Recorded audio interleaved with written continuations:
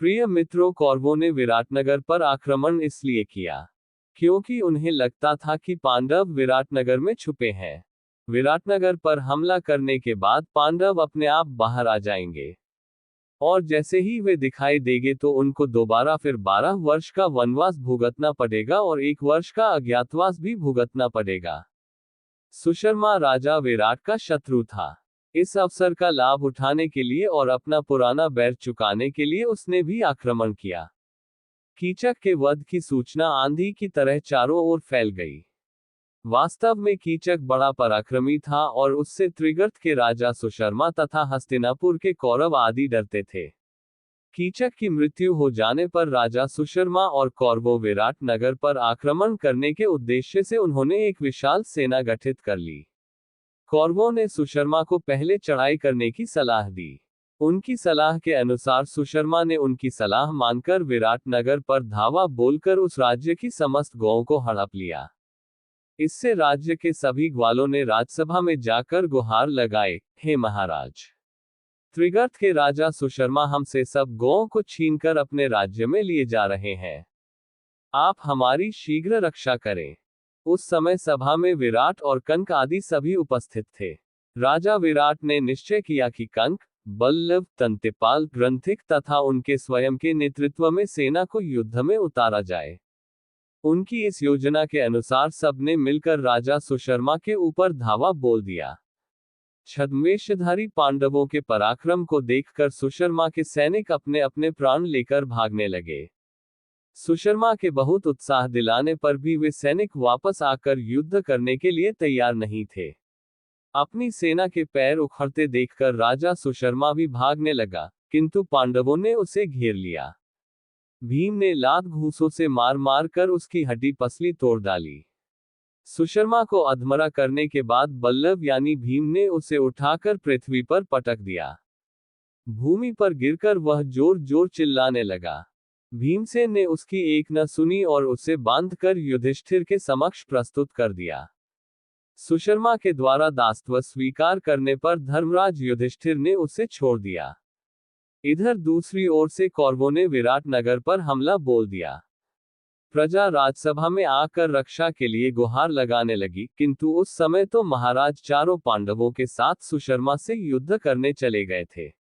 महल में केवल राजकुमार उत्तर ही थे। प्रजा को रक्षा के लिए गुहार लगाते देखकर सैरंध्री यानी द्रौपदी से रहा न गया और उन्होंने राजकुमार उत्तर को कौरवों से युद्ध करने के लिए न जाते हुए देखकर खूब फटकारा। सैरंध्री की फटकार सुनकर राजकुमार उत्तर ने शेखी बघारते हुए कहा, मैं युद्ध में जाकर कौरवों को अवश्य हरा देता, किंतु असमर्थ हूं क्योंकि मेरे पास कोई सारथी नहीं है। उसकी बात सुनकर सैरंध्री यानी द्रौपदी ने कहा, राजकुमार बृहन्नला यानी अर्जुन बहुत निपुण सारथी है और वह कुंती पुत्र अर्जुन का सारथी रह चुका है। तुम उसे अपना सारथी बनाकर युद्ध के लिए जाओ। अंततः राजकुमार उत्तर बृहन्नला यानी अर्जुन को सारथी बनाकर युद्ध के लिए निकला।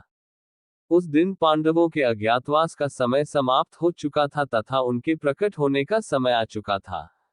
उर्वशी के शापवश मिली अर्जुन की नपुंसकता भी समाप्त हो चुकी थी। अतः मार्ग में अर्जुन ने उस शमशान के पास, जहां पांडवों ने अपने अस्त्र शस्त्र छुपाए थे, रथ रोका और चुपके से अपने हथियार ले लिए। जब उनका रथ युद्धभूमि में पहुंचा तो कौरवों की विशाल सेना और भीष्म, द्रोणाचार्य, कर्ण, अश्वत्थामा, दुर्योधन आदि पराक्रमी योद्धाओं को देखकर राजकुमार उत्तर अत्यंत घबरा गया और बोला, बृहन्नला यानी अर्जुन, तुम रथ वापस ले चलो। मैं इन योद्धाओं से मुकाबला नहीं कर सकता। बृहन्नला ने कहा, हे राजकुमार, किसी भी क्षत्रिय पुत्र के लिए युद्ध में पीठ दिखाने से तो अच्छा है कि वह युद्ध में वीरगति प्राप्त कर ले। उठाओ अपने अस्त्र शस्त्र और करो युद्ध।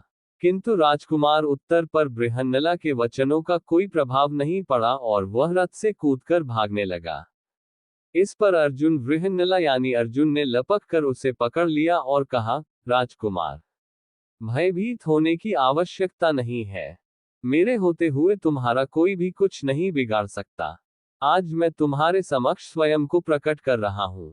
मैं पांडुपुत्र अर्जुन हूं और कंक, युधिष्ठिर, बल्लभ, भीमसेन, तंतिपाल, नकुल तथा ग्रंथिक, सहदेव है। अब मैं इन कौरवों से युद्ध करूंगा, तुम रथ की बागडोर संभालो। ये वचन सुनकर राजकुमार उत्तर ने गदगद होकर अर्जुन के पैर पकड़ लिए। अर्जुन के देवदत्त शंख की ध्वनि रणभूमि में गूंज उठी। उस विशिष्ट ध्वनि को सुनकर दुर्योधन भीष्म से बोला, पितामह, ये तो अर्जुन के देवदत्त शंख की ध्वनि है, अभी तो पांडवों का अज्ञातवास समाप्त नहीं हुआ है। अर्जुन ने स्वयं को प्रकट कर दिया, इसलिए अब पांडवों को पुनः 12 वर्ष का वनवास और 1 वर्ष का अज्ञातवास भोगना होगा। दुर्योधन के वचन सुनकर भीष्म पितामह ने कहा, दुर्योधन, कदाचित तुम्हें ज्ञात नहीं है कि पांडव काल की गति जानने वाले हैं। बिना अवधि पूरी किए अर्जुन कभी सामने नहीं आ सकता। मैंने भी गणना कर लिया है कि पांडवों के अज्ञातवास की अवधि पूर्ण हो चुकी है। दुर्योधन एक दीर्घ निश्वास छोड़ते हुए बोला, अब जब अर्जुन का आना निश्चित हो चुका है तो पितामह, हमें शीघ्र ही व्यूह रचना कर लेनी चाहिए। इस पर भीष्म ने कहा, वत्स, तुम 1/3 सेना लेकर गौओं के साथ विदा हो जाओ। शेष सेना को साथ लेकर हम लोग यहाँ पर अर्जुन से युद्ध करेंगे। भीष्म पितामह के परामर्श के अनुसार दुर्योधन गौओं को लेकर 1/3 सेना के साथ हस्तिनापुर की ओर चल पड़ा। ये देखकर कि दुर्योधन रणभूमि से लौटकर जा रहा है, अर्जुन ने अपना रथ दुर्योधन के पीछे दौड़ा दिया और भागते हुए दुर्योधन को मार्ग में ही घेरकर अपने असंख्य बाणों से उसे व्याकुल कर दिया। अर्जुन के बाणों से दुर्योधन के सैनिकों के पैर उखड़ गए और वे पीठ दिखाकर भाग गए। सारी गौएं भी रंभाती हुई विराटनगर की ओर भाग निकली। दुर्योधन को अर्जुन के बाणों से घिरा देखकर कर्ण, द्रोण, भीष्म आदि सभी वीर उसकी रक्षा के लिए दौड़ पड़े। कर्ण को सामने देखकर अर्जुन के क्रोध का पारावार न रहा। उन्होंने कर्ण पर इतने बाण बरसाए कि उसके रथ, घोड़े, सारथी सभी नष्ट भ्रष्ट हो गए और कर्ण भी मैदान छोड़कर भाग गया।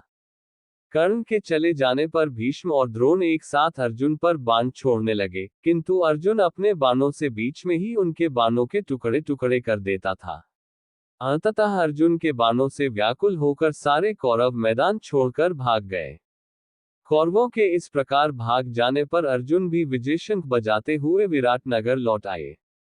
इस प्रकार पांडवों ने विराट के राजा की रक्षा की और उनको जीत दिलाई। आज बस इतना ही, फिर मिलेंगे एक नई वीडियो में। जय श्री कृष्ण, राधे राधे।